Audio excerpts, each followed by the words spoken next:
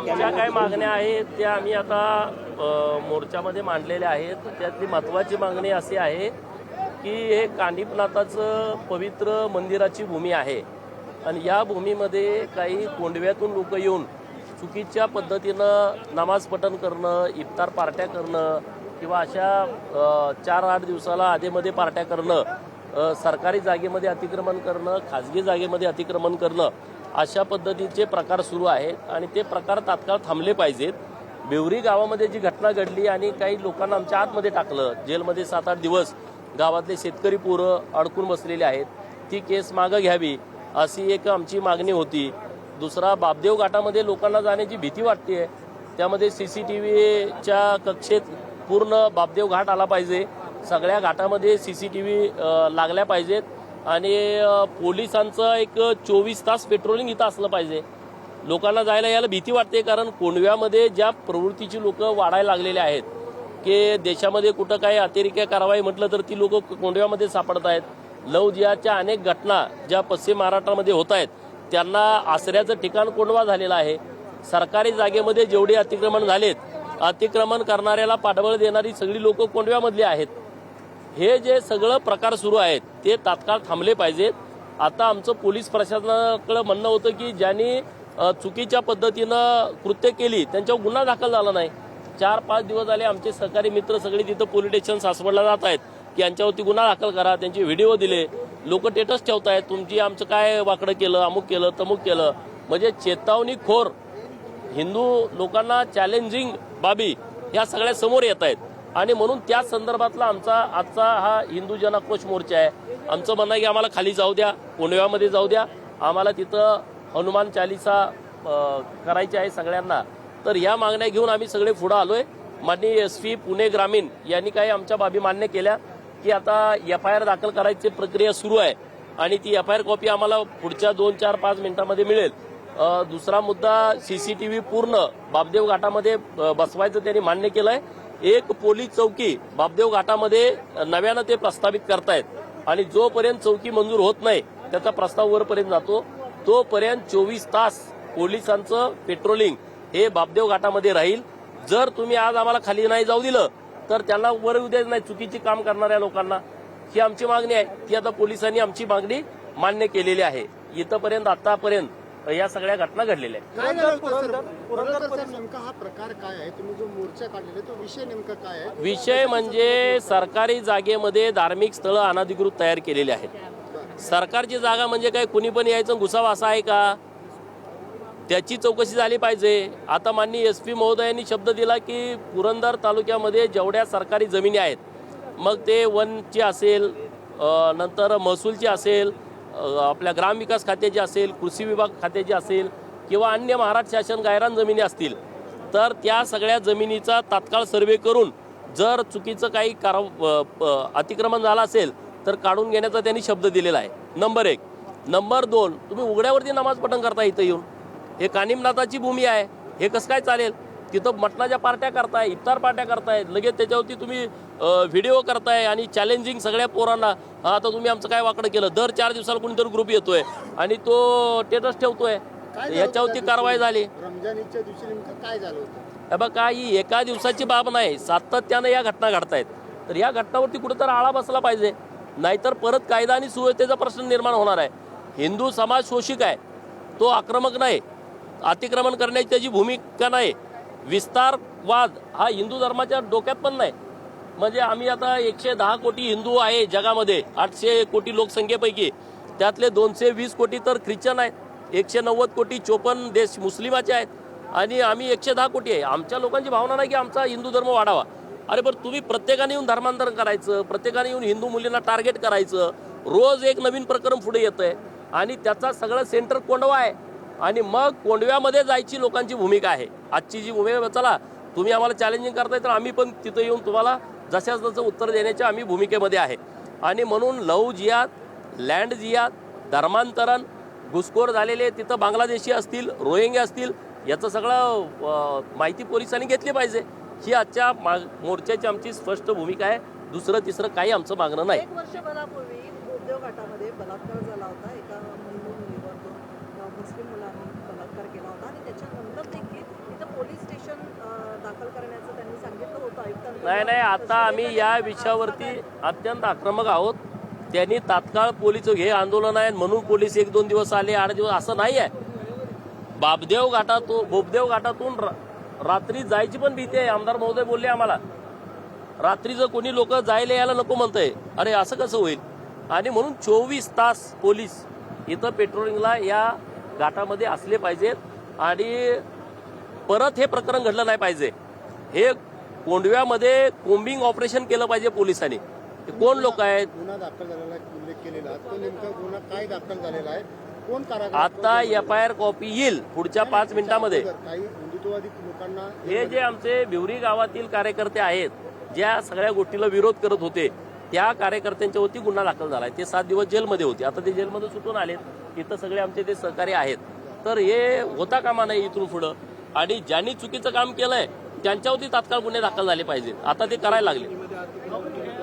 विमानतळाची ही जागा आहे आणि इथं जिहादी लँड माफिया सुरू असल्याची चर्चा आहे. तर त्या संदर्भात तुम्ही काय पाऊल उचलणार आहे का? कारण एकीकडे विमानतळ होत आहे, दुसरीकडे फक्त लँड जिहाद होत असेल तर गंभीर बाबी. हे बघा, लँड जिहादचे प्रकरण अखंड राज्यभर होत आहेत. तर त्याच्यावरती कंट्रोल आणण्यासाठी हे कार्यकर्ते सगळे पुढं जीवाचं रान करतायत.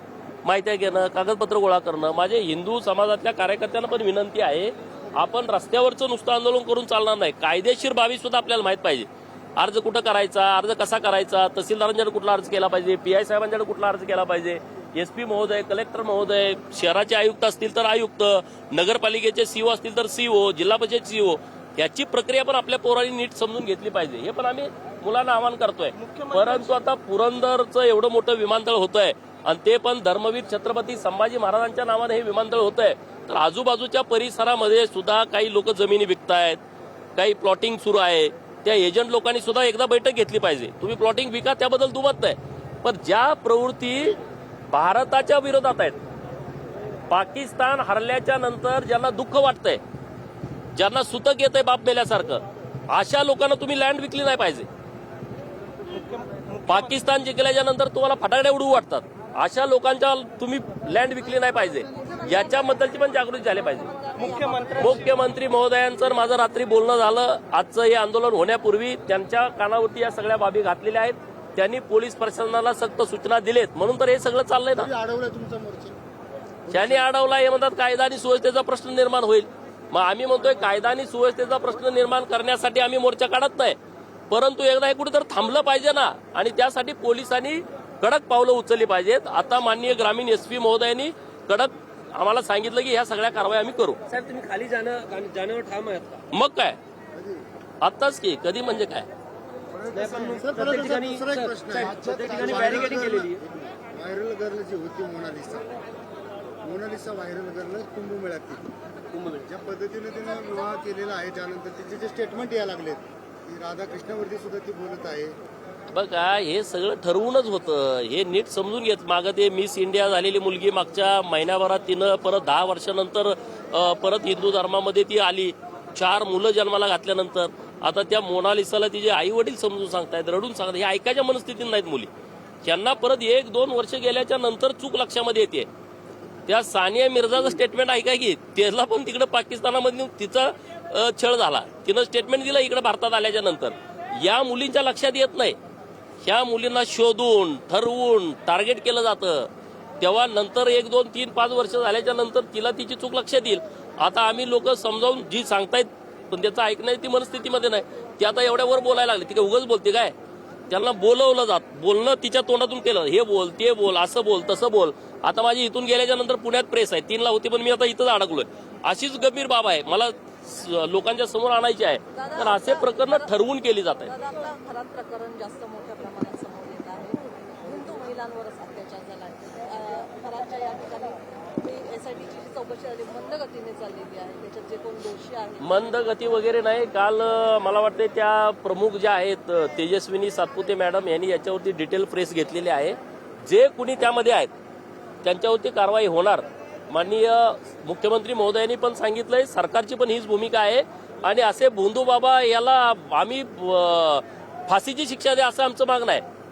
हे भोंदूगिरी हिंदू धर्मामध्ये नाही आहे. हा महाराष्ट्र, हा देश छत्रपती शिवाजी महाराजांचा आहे, तुकाराम महाराजांचा आहे, संत ज्ञानेश्वर महाराजांचा आहे, खंडोबाचा, बिरोबाचा, ज्योतिबाचा आहे. हे तर बंधुगिरीला स्थान नाही आहे. हे जे खरात जे बंधुगिरीचं प्रकरण पुढे आलंय, याला कडक मध्ये कडक शिक्षा झाली पाहिजे.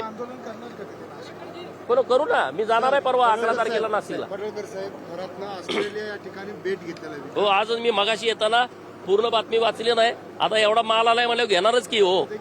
एवढे सगळे मोठे लोक जात आहेत, अधिकारी जात आहेत, आणि बरा तो पळून गेला नाही. आपल्या पोलिसांनी अटक केला. पोलिसांचं विशेष अभिनंदन आहे, नाहीतर तो बेटावर गेला असता.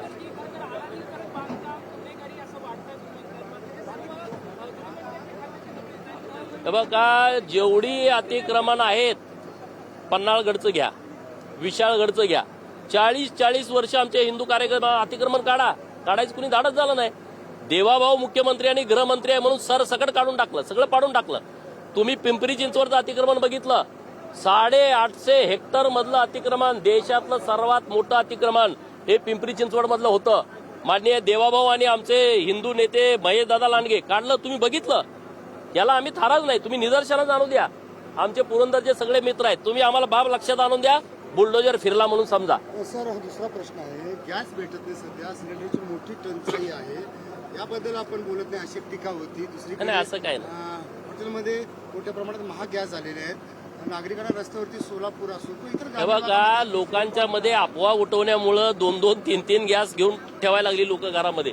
पेट्रोल गाडीच्या टाकीत नाही, बॅरेलमध्ये पण ठेवायला लागले. लोकांच्या मनामध्ये भीती तयार झाली. माननीय पंतप्रधान मोदी साहेब आणि माननीय मुख्यमंत्री महोदयाने स्पष्ट सांगितलं हे नाही आहे. आता मी रोज 500 किलोमीटर फिरतो, मला जाणवायला पाहिजे ना डिझेल मिळालं नाही. म्हणजे माझं गाडी तुम्ही रोजचं रनिंग बघा, माझे फेसबुक पोस्ट जरी बघितलं तर तुमच्या लक्षात येईल की मी किमान 400-500 किलोमीटर रोज फिरतो. तर अशी कुठली टंचाई नाही. जिथं कुठं टंचाई भासते तिथं लोकांनी भीतीपोटी, अरे आमचा गॅस आता संपला तर काय करायचं, म्हणून ती लोक गर्दी करत होती. आता योगायोगान चांगला की काल त्यांनी पुढचे 15 दिवस आता युद्धबंदी अशी घोषित केलेली आहे. तर आणि चांगलं वेगवेगळ्या देशातून पण आपल्या सरकारनं गॅस उपलब्ध केले, डिझेल उपलब्ध केलंय, पेट्रोल उपलब्ध केलंय. आपलं केंद्र सरकार एकदम सक्षम आहे, कणखर आहे, आणि परराष्ट्र धोरणाच्या बाबतीमध्ये अत्यंत चांगल्या पद्धतीनं काम आपलं सरकार करतंय. त्यामुळं अशी कुठं कृत्रिम टंचाई जिथं केली आहे तिथंही आम्ही लोकांना आवाहन करतो की बाबांनो, गॅसचं तुम्हाला अडचण येणार नाही, तुम्ही विनाकारण जास्तीचे गॅस घेऊन ठेवू नका. समर्जित गाडग्यांचं घर वापसी झाली आहे, चांगली गोष्ट आहे. उलट त्यांनी जायलाच नाही पाहिजे, तर बरं गेले, ठीक आहे. आज परत पार्टीमध्ये आलेले आहेत, त्यांचं स्वागत आहे पार्टीमध्ये. बिग वनच्या प्रकरणामध्ये पीडितेनं गुन्हा दाखल केलेला आहे. आपल्या परवाच्या रात्री परत एकदा मुलीनं पोलीस स्टेशनला जाऊन 2 दिवसापूर्वी रात्री 2 वाजता मी तेव्हाही तिथल्या अधिकाऱ्यांशी बोललो. तर त्या मुलीनं जे स्टेटमेंट दिलंय ते पोलिसांनी रेकॉर्डवरती घेतलेलं आहे. आता आमचं म्हणणं असं आहे की तात्काळ त्यांना अरेस्ट करा, कारण पोक्सो अंतर्गत आता गुन्हा दाखल झालेला आहे. मुलीच्या ही बाब लक्षात आली. अगोदर ती मोनालिसा, आता तुम्ही सांगितलं, ह्या मुलीला पण समजून कुणी ऐकत नव्हतं. पण जेव्हा तिला बाल सुधारगृहामध्ये 4 दिवस कोर्टाने पाठवलं तेव्हा तिच्या लक्षामध्ये आलं की आपलं काहीतरी चुकतंय. आता ते मोनालिसाला समजावून सांगायला कुणी नाही. जर तुम्ही भेटला तर तिला समजावून सांगा अशी माझी तुम्हाला पण माझी विनंती आहे.